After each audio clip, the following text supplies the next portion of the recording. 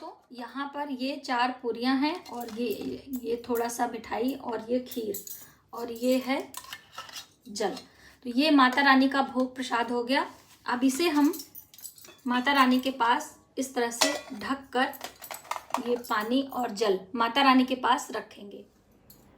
आज की वीडियो माता रानी के प्रिय भोग क्या हैं और हमें भोग कैसे लगाना है, कब उसे हटाना है, भोग को हम बाद में क्या करेंगे, कौन कौन सी चीजें माता रानी को हम भोग प्रसाद में लगा सकते हैं। जैसे कि मैंने आपको बताया था कि 16 पूरियों का भोग लगाया जाता है। माता महालक्ष्मी 16 दिवसीय महाव्रत में 16 की संख्या का बहुत बड़ा महत्व है, इसीलिए 16 दिनों का यानी सुरहिया व्रत के नाम से इसे जाना भी जाता है।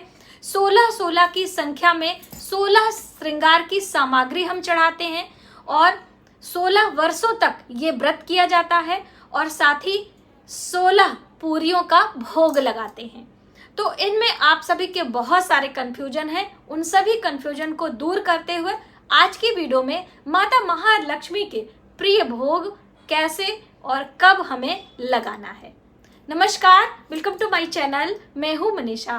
दोस्तों आज की वीडियो बहुत ही प्रमुख होने वाली है। माता महालक्ष्मी व्रत समापन 24 सितंबर को है, तो सारी विधियां आपको 24 सितंबर को ही करनी है और संध्या के पूजन में। बहुत सारे लोग कंफ्यूज हो जाते हैं कि सुबह करें या शाम को करें, तो जितनी भी चीजें आपको 16 की संख्या में चढ़ानी है वो शाम की पूजा में आपको करना है, ठीक है। और यदि आपको सुहागने नहीं मिल रही हैं, बहुत ज्यादा प्रश्न है कि मैम हमें सुहागने नहीं मिलेंगी क्योंकि श्राद्ध पक्ष चल रहा है, कोई आने को तैयार नहीं है, ऐसे में हम क्या करें, उसकी भी जानकारी, उसका भी सलूशन मैं आपके लिए लेकर आई हूँ। तो चलिए देर न करते हुए वीडियो की शुरुआत करते हैं। दोस्तों माता महालक्ष्मी का व्रत बहुत ही शुभ होता है, तो यदि आप में से किसी ने नहीं किया है तो 24 सितंबर को आप व्रत जरूर शुरू करें। बहुत ही शुभ होता है, आपकी सभी मनोकामनाएं पूर्ण होती हैं इस एक व्रत करने से। और यदि आपने अभी तक इस व्रत की शुरुआत नहीं करी है तो फटाफट से 24 सितंबर को माता महालक्ष्मी को आप अपने घर में आसन दें, विधिवत पूजा करके सभी चीजें 16 की संख्या में चढ़ाकर माता रानी का आशीर्वाद प्राप्त करें। पहला क्वेश्चन आप सभी का है कि हमें भोग कितनी जगह लगाना है। तो देखिए माता रानी का प्रिय भोग क्या है, पहले वो समझें। माता रानी को खीर और पूरी का भोग हमें लगाना है। तो खीर में आपको चावल, और मैं यहाँ पर खीर हमने बनाया है, देखिए, चावल, दूध, चीनी और हरी इलायची डालकर हमने ये खीर तैयार की है। जब भी हम देवी देवताओं के लिए भोग प्रसाद बनाते हैं तो बस इसी तरीके से आपको बना लेना। आप चाहें तो इसमें पंचमेवा डालें या अलग से पंचमेवे का भोग आप लगा सकते हैं। खीर बहुत आवश्यक होता है माता महालक्ष्मी की पूजा में, तो आपने खीर बना लेना है। अब बहुत सारी बहनें कह रही थी मैम हलवा, तो देखिए हलवा अलग से आप बनाइए, लेकिन खीर तो आपको बनाना ही बनाना है। दूसरा पूरियां, तो पूरियों की संख्या कितनी होनी चाहिए, इसमें मैंने रखा हुआ है तो मैं आपको प्लेट में निकाल कर दिखाती हूँ। यहाँ पर ये है 16 की संख्या में आपको पूरी लेनी है। 16 की संख्या में पूरियां बना लें और आपने बनाना है खीर। अब ये खीर पूरी हम माता को पूरा ही भोग लगाएंगे और जब हमारी पूजा समाप्त हो जाएगी तब इसमें से कुछ पूरियां निकालकर माता रानी को रात्रि के लिए हम रख देंगे। बाकी आप ले लीजिए, पति पत्नी खाएं, अपने बच्चों को दें, अपने परिवार में दें, प्रसाद के रूप में दें, वो एक अलग बात है। लेकिन पहले सभी पूरियों को माता रानी का भोग हमें लगाना होता है। और भोग के लिए पात्र कौन सा लेना है तो इसमें रखकर हम आपको बताते हैं, क्योंकि सामने आ जाता है। माता रानी को भोग प्रसाद लेने के लिए हमेशा सोने चांदी के बर्तनों की बात कही गई है, क्योंकि माँ लक्ष्मी वैभव की देवी हैं। तो देखिए आपके पास है तो आप ले लीजिए, वरना कोई नई प्लेट हो तो वो भी आप ले सकते हैं। तो ये चांदी का पात्र ज्यादातर शादी में सबको मिलता है, तो आप लोग इसको इस्तेमाल कर लीजिएगा। चांदी के पात्र में जल और चांदी के पात्र में आपको माता रानी का भोग रखना है। और इसके अलावा जैसे कि मैंने आपको खीर पूरियां 16 की संख्या में पूरियां और खीर बना लेनी है। उसके बाद मौसमी फल, तो फल में आप एक ही फल 16 की संख्या में ले लें या 16 अलग अलग प्रकार के ले लें या फिर 5 फल ले लें, सभी फलों की संख्या 16 होनी चाहिए। बस इस बात का रखें ना।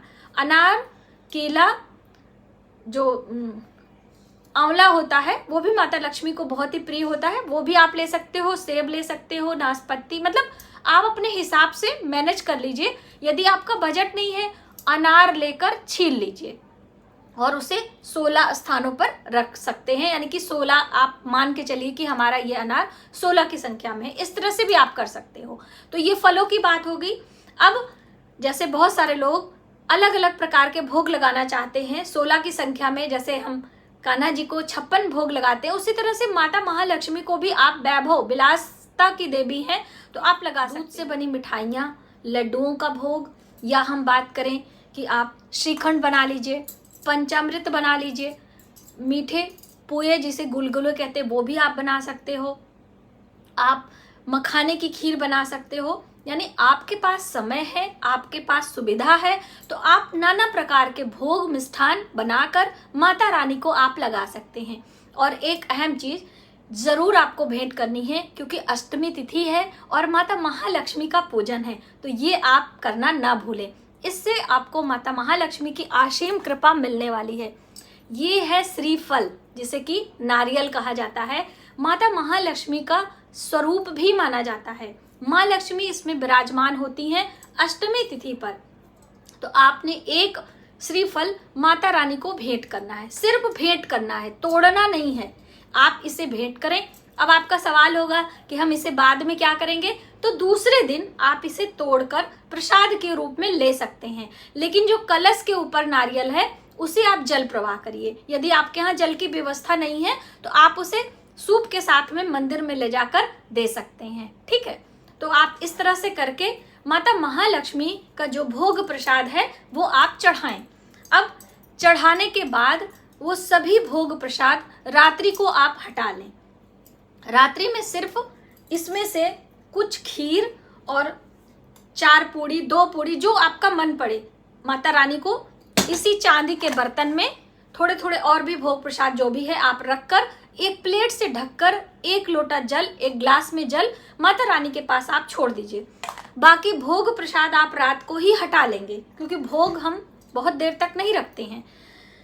हटाकर आप अपने परिवार में, अपने पड़ोस में, अपने बच्चों को बांट सकते हैं, उसका इस्तेमाल कर सकते हैं, उसमें कोई परेशानी नहीं। क्योंकि बहुत सारे लोगों का भ्रम था कि जब हम 16 श्रृंगार की सामग्री देने जाएंगे तो क्या ये सारे भोग प्रसाद भी हमें देना है? नहीं, सिर्फ सूप में रखी हुई सामग्री हम देते हैं। साथ में जो कलश का नारियल है वो देते हैं, उसके साथ में कुछ सूखा अनाज, क्योंकि ज्यादातर लोगों को सुहागिनें नहीं मिलती हैं। सुहागिनें ना मिलने पर पति पत्नी को भी जोड़े से खिलाए जाने की बात कही गई है। तो देखिए आप सूखा अनाज भी दे सकते हो, क्योंकि देखिए बहनों, आप सभी को बहुत सारे काम होते हैं, पितृपक्ष का दिन है, इतना आपकी व्यस्तता रहती है, तो आप हर साल अपने सामर्थ्य के अनुसार एक थाली भोजन निकालकर, यानी सूखा अनाज निकालकर मंदिर में आप उसी सूप के साथ में देकर आए। जब आपके 16 वर्ष पूरे हो जाएंगे तब आपने 16 महिलाओं को बुलाकर विधिवत तरीके से आप पूरा प्रबंध करके तब आप खिलाइएगा। अभी आप इसी तरह से सामान्य तरीके से आप कर सकते हैं।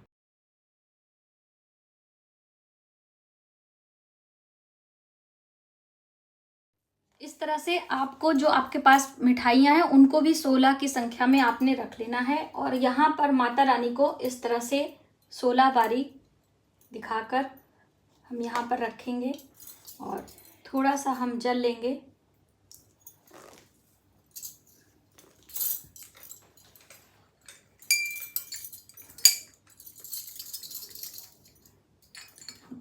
हम घंटी बजाएंगे और माता रानी को हाथ जोड़ेंगे, प्रणाम करेंगे और इस तरह से एक पात्र में जल भरकर माता रानी के पास में हम रखेंगे। इस तरह से ये आपको भोग लगा। तो आज की वीडियो में आपने जाना कि हम कैसे माता महालक्ष्मी के प्रिय भोग लगाएं और प्रिय चीजें माता रानी को भेंट करके उनकी असीम कृपा प्राप्त कर सकते हैं। माता महालक्ष्मी की पूजा बहुत ही विधि विधान और बहुत ही श्रद्धा मन से करनी चाहिए, जिससे हमारी मनोकामनाएं पूर्ण हो। तो आज की वीडियो में बस इतना ही। यदि हमारी जानकारी आपको थोड़ी सी भी हेल्पफुल लगे तो प्लीज वीडियो को ज्यादा से ज्यादा लोगों में शेयर करें। आने वाली वीडियो के लिए सब्सक्राइब करें। मिलते हैं एक नई जानकारी के साथ नए वीडियो में। तब तक आप अपना ख्याल रखें। जय माता दी।